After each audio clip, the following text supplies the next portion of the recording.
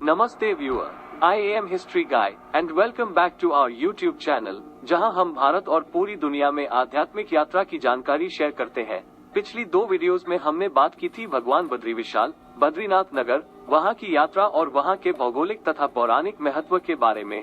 इस वीडियो में हम बात करेंगे जगन्नाथपुरी के बारे में, तो चलिए शुरू करते हैं। पुरी का श्री जगन्नाथ मंदिर एक हिंदू मंदिर है जो भगवान श्री कृष्ण को समर्पित है। ये भारत के ओडिशा राज्य के तटवर्ती शहर पुरी में स्थित है।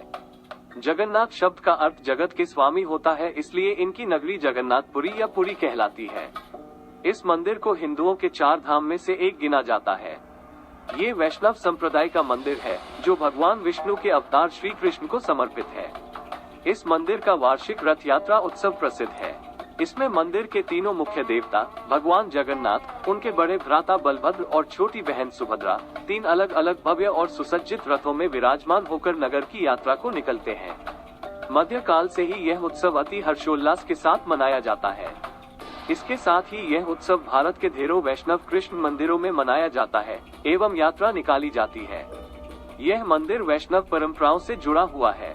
ये गौड़ीय वैष्णव संप्रदाय के लिए खास महत्व रखता है। इस पंथ के संस्थापक श्री चैतन्य महाप्रभु भगवान की ओर आकर्षित हुए थे और कई वर्षों तक पुरी में रहे भी थे।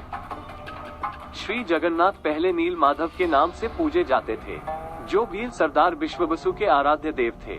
अब से लगभग हजारों वर्ष पूर्व भील सरदार विश्वबसु नील पर्वत की गुफा के अंदर नील माधव जी की पूजा किया करते थे। शास्त्र कहते हैं कि भगवान कृष्ण के इस पत्थर के रूप में प्रकट होने के बाद विश्वबसु ने इस पत्थर को पाया और इसकी दिव्यता को महसूस किया, इसलिए उन्होंने इसकी पूजा शुरू की और उनका नाम भगवान नील माधव रखा।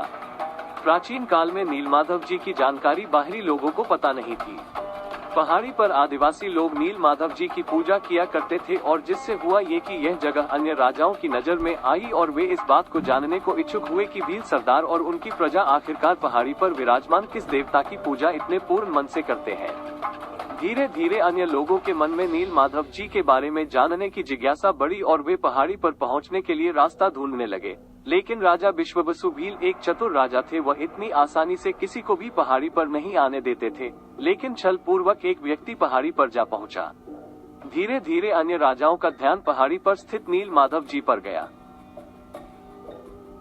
एक अन्य कथा के अनुसार भगवान जगन्नाथ की इंद्रनील या नीलमणि से निर्मित मूल मूर्ति एक अगरू वृक्ष के नीचे मिली थी।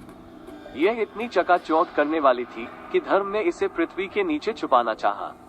मालवा नरेश इंद्रद्युम्न को स्वप्न में यही मूर्ति दिखाई दी थी। तब उसने कड़ी तपस्या की और तब भगवान विष्णु ने उसे बताया कि वह पुरी के समुद्र तट पर जाए और उसे एक लकड़ी का लट्ठा मिलेगा। उसी लकड़ी से वह मूर्ति का निर्माण कराए।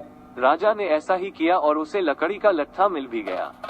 उसके बाद भगवान विष्णु और विश्वकर्मा बढ़ई कारीगर और मूर्तिकार के रूप में राजा के सामने उपस्थित हुए, किंतु उन्होंने ये शर्त रखी कि वे 1 माह में मूर्ति तैयार कर देंगे, परंतु तब तक वह एक कमरे में बंद रहेंगे और राजा या कोई भी उस कमरे के अंदर नहीं आए। माह के अंतिम दिन जब कई दिनों तक कोई भी आवाज नहीं आई, तो उत्सुकतावश राजा ने कमरे में झांका और वह वृद्ध कारीगर द्वार खोलकर बाहर आ गया और राजा से कहा कि मूर्तियां अभी अपूर्ण हैं, उनके हाथ अभी नहीं बने थे। राजा के अफसोस करने पर मूर्तिकार ने बताया कि ये सब दैववश हुआ है और यह मूर्तियां ऐसे ही स्थापित होकर पूजी जाएंगी। तब वही तीनों जगन्नाथ, बलभद्र और सुभद्रा की मूर्तियां मंदिर में स्थापित की गयी। महाराजा रंजीत सिंह, महान सिख सम्राट, ने इस मंदिर को प्रचुर मात्रा में स्वर्ण दान किया था, जो कि उनके द्वारा स्वर्ण मंदिर अमृतसर को दिए गए स्वर्ण से कहीं अधिक था। उन्होंने अपने अंतिम दिनों में ये वसीयत भी की थी कि विश्व प्रसिद्ध कोहिनूर हीरा, जो विश्व में अब तक सबसे मूल्यवान और सबसे बड़ा हीरा है, इस मंदिर को दान कर दिया जाए। लेकिन यह संभव ना हो सका क्योंकि उस समय तक ब्रिटिश ने पंजाब पर अपना अधिकार करके उनकी सभी शाही संपत्ति जब्त कर ली थी, वरना कोरा भगवान जगन्नाथ के मुकुट की शान होता। मंदिर का वृहद क्षेत्र 4 लाख वर्ग फुट में फैला है और चहारदीवारी से घिरा है। कलिंग शैली के मंदिर स्थापत्य कला और शिल्प के आश्चर्यजनक प्रयोग से परिपूर्ण यह मंदिर भारत के भव्यतम स्मारक स्थलों में से एक है। मुख्य मंदिर विक्रेखीय आकार का है, जिसके शिखर पर विष्णु का श्री सुदर्शन चक्र मंडित है। इसे नील चक्र भी कहते हैं। यह अष्टधातु से निर्मित है। मंदिर का मुख्य ढांचा एक 214 फीट 65 मीटर्स ऊंचे पाषाण चबूतरे पर बना है। इसके भीतर आंतरिक गर्भगृह में मुख्य देवताओं की मूर्तियां स्थापित है। ये भाग इसे घेरे हुए अन्य भागों की अपेक्षा अधिक वर्चस्व वाला है। इससे लगे घेरदार मंदिर की पिरामिडाकार छत और लगे हुए मंडप अट्टालिकारूपी मुख्य मंदिर के निकट होते हुए ऊंचे होते गए हैं। ये एक पर्वत को घेरे हुए अन्य छोटे पहाड़ियों फिर छोटे टीलों के समूह रूपी बना है। मुख्य भवन एक 20 फीट 6.1 मीटर्स ऊंची दीवार से घिरा हुआ है तथा दूसरी दीवार मुख्य मंदिर को घेरती है। एक भव्य 16 किनारों वाला एकाश्म स्तंभ मुख्य द्वार के ठीक सामने स्थित है। इसका द्वार 2 सिंहों द्वारा रक्षित है। अगर आपको ये वीडियो पसंद आया है तो कृपया वीडियो को लाइक करें, शेयर करें और कमेंट करें। अपनी सलाह जरूर बताएं ताकि हम आगे होने वाले सुधारों को और ज्यादा बढ़ा सकें। अगली वीडियो में हम बात करेंगे जगन्नाथपुरी से जुड़े रहस्यों के बारे में।